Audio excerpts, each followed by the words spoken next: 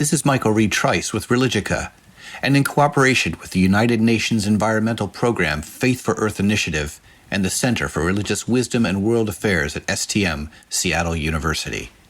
Today, I'm speaking with Dr. Daniel Weiner, who serves as Vice President of Global Affairs at the University of Connecticut. This is a podcast about a deeper reconnection with ourselves, our communities, and nature. We talk about the Great Reset and seeing hate for what it is. Take a listen.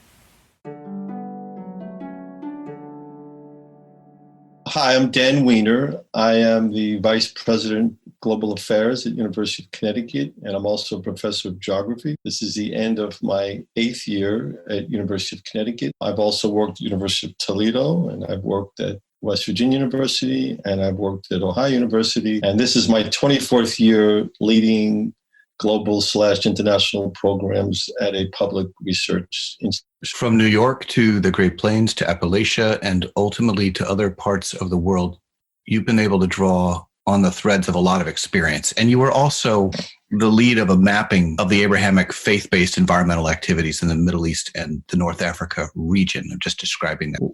What I'd like to ask is if the Abrahamic traditions can teach us about our internal moral geography, about what we learn of the places we visit, as you just described, let's say in the Great Plains, don't these religions tell us that the richness of life is at home in discovery rather than normalcy or getting to a new normal after crisis? Now, you mentioned this to me earlier in the week in terms of a return to the new normal. What do you mean by this? And what's at stake if we don't return to the new normal? Well, what I find remarkable about this pandemic, a lot of things I find remarkable, but one of the things I find about it is that it's attacking the global system.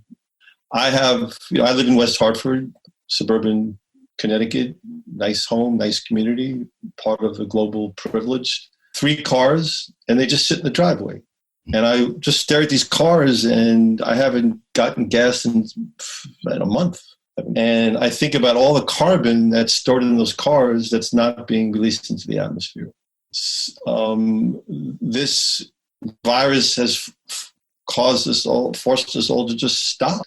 It's like this great sacred pause where we have the old normal, the normal 6 weeks ago, 8 weeks ago was you get up, you're in a hurry, you have a cup of coffee, you get in your car, you get in a traffic jam, you talk on the phone, you listen to the radio, you get to work, you have meetings all day, you get back in the car, you're in a traffic jam. Some people are traveling all the time. They're in restaurants, they're in hotels, they're all over the world. They're just moving around. And then people don't sleep enough, and I can go on and on and on.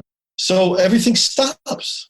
And the other thing that's also interesting to me is that if you look at the meatpacking plants, you understand that one of the reasons it's hitting meatpacking plants is because you have a lot of high density in there, and people are having to work in this so-called essential industry. But if you look at meat and industrial meat, it's one of the causes of these pre-existing conditions. Right? Why is the United States so vulnerable to COVID-19? It's not just because we don't have a very high functioning health systems, because we have very high levels of pre-existing conditions, because people eat bad food.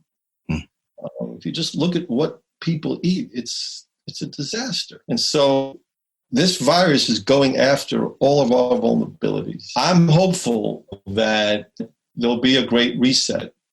And I'm hopeful that we'll look back in 10 years and say 2019 was the peak of carbon dioxide emissions in the history of humankind. It's peak. I think I read the other day, it was 5.5% decline in carbon right now.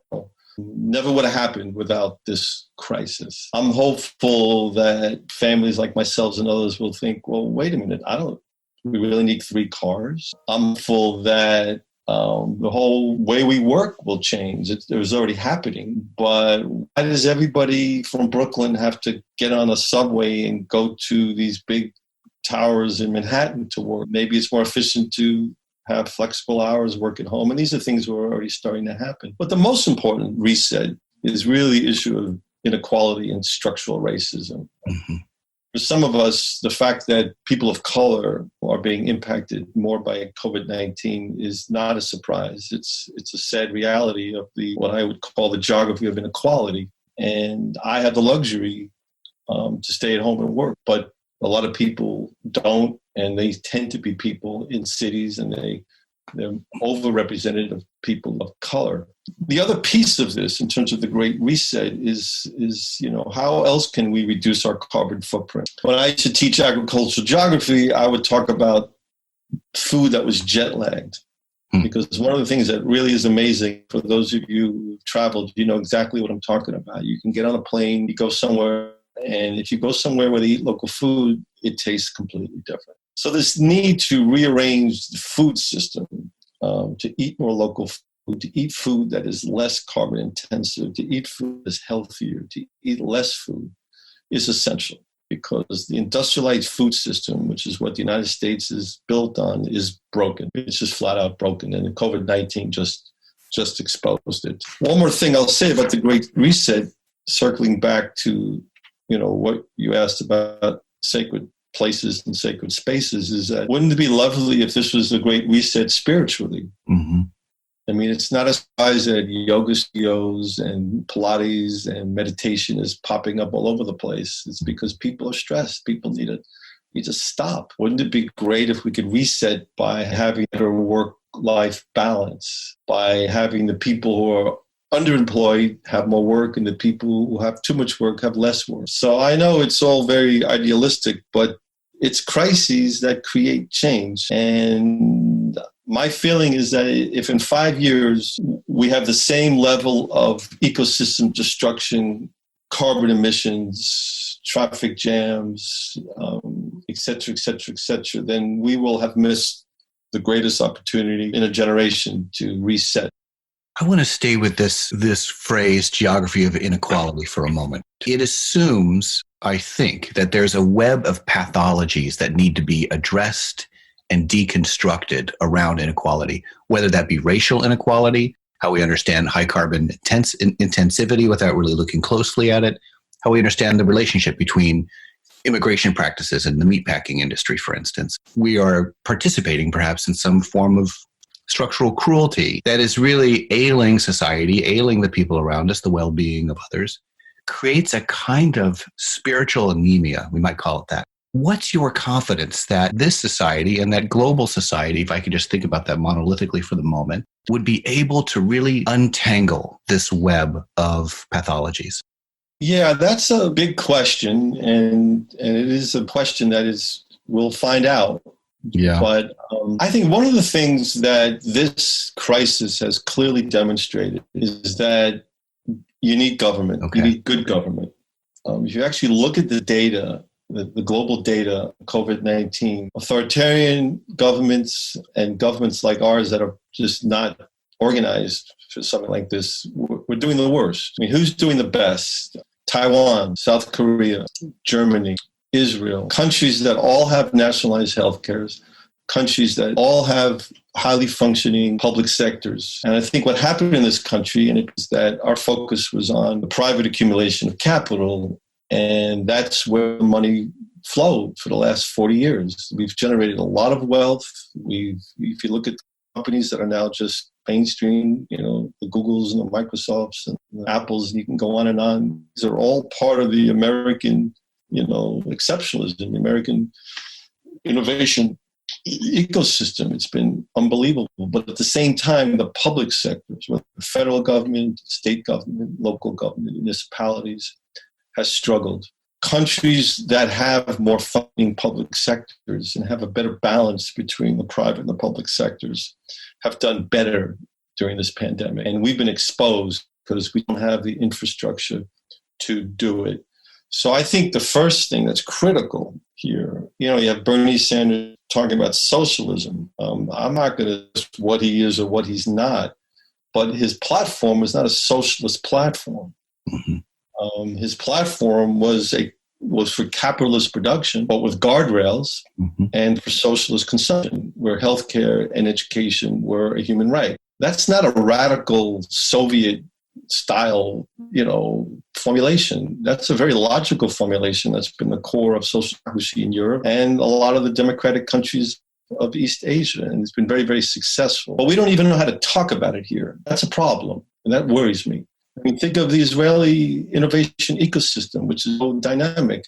Well, all these startups don't have to worry about paying the healthcare costs for their workers, right? Yeah. Mm-hmm. We do. So that's the first place you have to start, is with the role of the public sector. I think the second place you need to start is just how we view nature. And this is where the Abrahamic traditions becomes really interesting, because, they're contradictory, because, God created the earth and the heavens. So in some senses, they take humans out of nature. And then there's, of course, so much written about the fact that we need to be good stewards of the earth.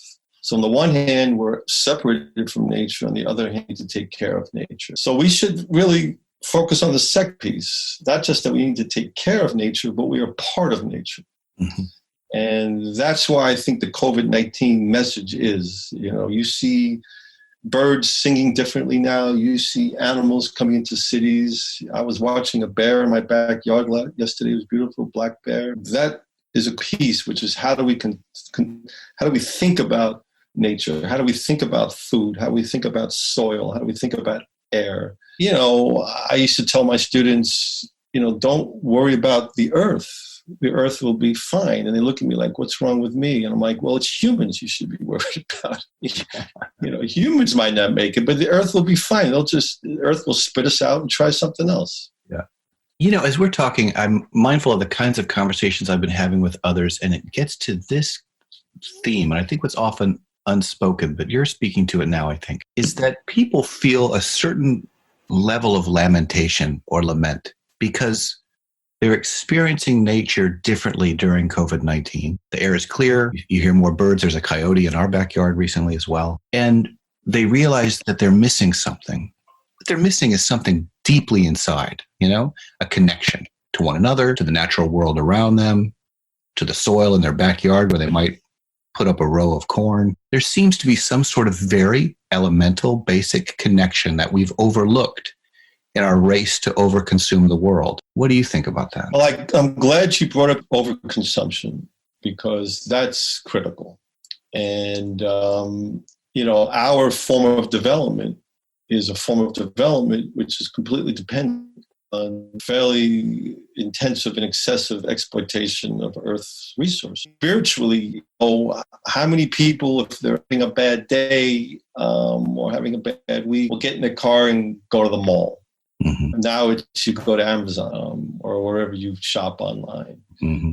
So I do think that consumption is a core problem. When I was a freshman in 1974 in Worcester, Massachusetts, at Clark University, which had a very, very PhD program in psychology. I was a geography major. I was having some adjustment issues. I was living in New York City with my parents. I came up to Worcester, and it was just, it's the freshman year. Everybody has some adjustment problems. And there was a graduate student who I became close with because I'd sit in his little apartment, the RA in the dorm, and we'd talk, and he'd help me.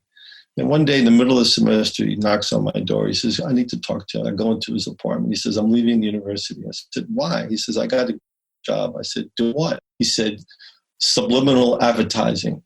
I said, I have no idea what that means. He said, well, what I do is you put sexual images into video, so your unconscious sees it, but your conscious doesn't know it's seeing, and it makes you want to consume that product. And I was just completely stunned. And I said, wait a minute, you're getting a PhD in psychology, and you're going to go get a job that try to get people to consume more through unconscious sexual images? And I've thought about that moment because this is 1974. Mm-hmm. An entire generation in this country has grown up with that, where it's not even just that piece of it, it's the food system. They put things in food that make you want to have it. Mm-hmm. So the system is built on consumption. And that's a problem because obviously if you're going to have a better relationship with nature, if you're going to reverse climate change, and as you've pointed out, if you're going to really reconnect with the natural world and reconnect with yourself spiritually and your neighbors and your friends and your colleagues and the people you might not even like, mm-hmm. It has to be with a significant reduction in consumption. And that's the other part of this crisis that's fascinating me. I have, 10 suits, I don't know how many pairs of shoes, ties. I wear 3 pairs of clothes now. It reminds you of my grandfather in the Bronx. He always dressed nice. But he had 2 pairs of shoes, 2 jackets, 2 pairs of pants, a tie, and 3 shirts. And he always wore them. He looked fantastic. Uh-huh. That was it. I don't need this stuff. So I'm hoping that this reset will really be a reset on consumption. I know a lot of young people. I mean, I've got 6 kids in various capacities, and they get it. They completely get it. It's wonderful. Yeah. So I'm hopeful because the young generation understands that just can't consume. For all kinds of reasons, it doesn't work. You have been listening to Religica, in cooperation with the United Nations Environment Program Faith for Earth Initiative and the STM Center for Religious Wisdom and World Affairs at Seattle University.